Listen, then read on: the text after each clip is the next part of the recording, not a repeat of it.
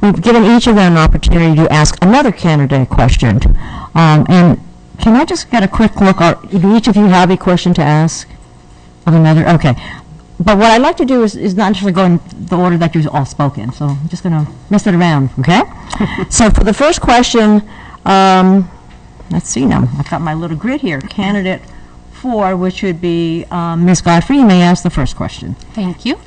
My question is related to, as I'm sure you're aware, we have a new superintendent, Dr. McGee, and Dr. McGee spends a good deal of time talking about evaluation and the importance of evaluation, which is music to my ears and the ears of many. So Barron Park has a new maker studio. So my question is for Catherine, actually, because I know you have some experience in evaluation. How do you evaluate something like Maker Studio and the outcomes, learning outcomes around that, and how we decide what to do with that going forward? And just a reminder, 1 minute. That's a great question, because how we evaluate is going to be the way that we bring this district forward and the way that we scale any of the innovations that we have. So what I would do with something like that is start off with what were our initial goals, come together and decide who it was who came up with the idea of the makerspace, what are our goals, figure out what we want to know, and how we're going to use the information that we get. The next step would be to figure out what's your data collection plan, what can you do with the resources that we have, and what can we do in the time frame that we have. Collect the information, and the key thing is to make sure that we have usability in our data. You only want to collect what you're going to use. You need to have an action plan for using it. So for something like Maker Studio, I would absolutely think about what do we want our kids to learn? How do we want our kids to interact with one another?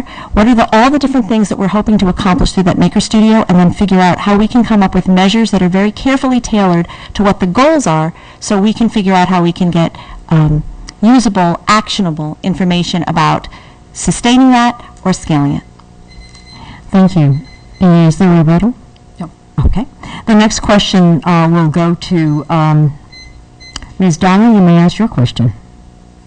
Thank you. And this question is for Ken. Ken, you've been advocating continuously about the need for the 13th elementary.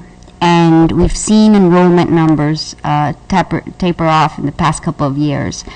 Would you still advocate for the 13th elementary? Yes, I would. I know that some people take the fact that we've had moderate growth for the last several years as an indication that we don't need to open a 13th elementary school, but in fact we've needed to open a 13th elementary school for a long time now. Over the last 20 years, the average size of an elementary school in Palo Alto has gone up by a third, yet we've only opened one new elementary school in Barron Park in 1998. Let's talk for a minute about what's at stake here. Educational research, and I think our experience, shows that the optimum size for an elementary school is between 300 and 400 students. Only 2 of our elementary schools are that size. In 2008, we set aside our size policy, which set a limit of 450 students for elementary schools because we couldn't sustain it anymore. Our schools now are too crowded. Our playgrounds are not of the optimum size for teachers to pay attention. It's time to open a 13th elementary school. Thank you. Is there a rebuttal, Ms. Donnelly? Can you talk to us a little bit about the costs? He does not have a chance to. You can rebut, but you've got another minute. That's it. Okay. The next question actually is for you, Mr. Dauber, to ask another candidate. So this is a question for Gina Dolma. All of the candidates, including both you and I, have expressed enthusiasm for the Common Core. But what we haven't talked about in very much detail is how it should be implemented, how long it will take for a successful transition, what some of the pitfalls are. What strategies do you have to ensure that the Common Core is going to work in Palo Alto? So, as I said in my opening statement, I have the opportunity of leading the Silicon Valley Common Core Initiative, and I'm working with 27 school districts to do just that. And I think that first we need to make sure that we're focusing on the vision. What do we want to achieve with Common Core? And we need to make sure that at every level of our school district we're owning that vision. because we're going to need to own the work that comes with that vision at the teacher level, at the site level, at the district level. Once we have the vision and we have the buy-in, we need to make sure that we are investing in exactly the things that we know will make this transition successful. And it's not a short-term transition, it's a 3 to 5 year transition. And that's teacher professional development, education technology, student programming, and formative assessments, which would require another 30 seconds to explain. Thank you. Is there a rebuttal, Mr. Donner? I would just add that we also need to be paying attention in the transition to the Common Core that we are addressing the achievement gap in a way that continues to work for students. One of the points that Camille Townsend has made, which I think is valid, is that the transition in assessments is meaning that we're going to have trouble with tracking the baseline of students across the transition to Common Core, and so I think that's an issue actually that we need to keep an eye on. Thank you. Next question, opportunity for you, Mr. Carrera, to ask your question of another candidate. Just to clarify, is it one candidate or all the candidates? My understanding, is it just to one candidate? Yeah. Yes. Okay, this question will be for Terry. There's so many different opportunities and options for building interactive structures to have the community be more involved with the board. What's one or two that you might be interested in implementing? Thanks for the question, Jay. So I agree with you that the way we gather input when we make decisions now is not optimal. So the standard procedure is you come to a board meeting and you wait for the agenda item and you speak to it. So that only lends itself to people who have time to do that. And sometimes you miss out on other points of view.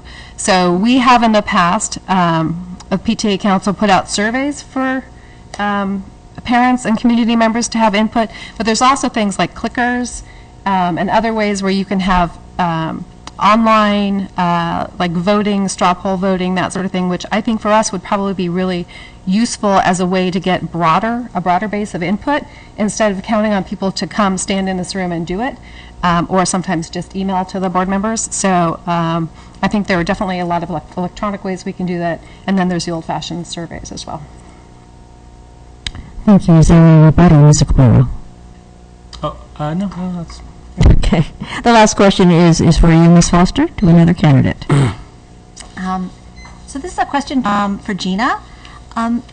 Counseling at Gunn and Pally has been a subject of interest and controversy in our district. So I'm curious to hear from you about specific changes in counseling at Pally and Gunn that you've agreed with or disagreed with. Tell us what changes you'd like to see made in the current counseling programs at the two high schools. So let me first explain the difference between both schools. In Pali, we have the advisory system, which means that there's an adult that is associate with the student, and it's the purview of that adult to make sure that that student is feeling engaged, and that it's that student is completing that student is on a right track. But basically, it's a relationship between the advisor and that specific student. I'm sorry, in Gunn, you don't have that advisory system. It has been proven through surveys that the system in Pali provides a much better environment for students than the Pali one. And my point has always been, let's learn from what works and make sure that we're scaling it to affect all students. Thank you. Ms. Foster, is there any rebuttal? I'm very interested in some of the changes that actually have been made at Pali and at Gunn, and I think it's going to be very interesting to see how some of the smaller incremental changes that have happened at Gunn over this past year are going to play out. This, I guess, goes to the question of evaluation, where we now have more counselors, counselor of the day, more communication, things like that, and I'm very curious about what the evaluation plan is going to be and what that will show about the impacts on student health and well-being and student success. There's also been some smaller changes at Pally that I'm interested in seeing how they play out. As far as I'm concerned, the key thing is making sure that we have a clear sense of what we're trying to achieve at both schools, and that we have a clear plan for research and learning from the students themselves about what works well for them and how it impacts their health, well-being, and achievement. Thank you. Okay, now each of the candidates had an opportunity to ask a question of one of their, I guess, their challengers or their other candidates.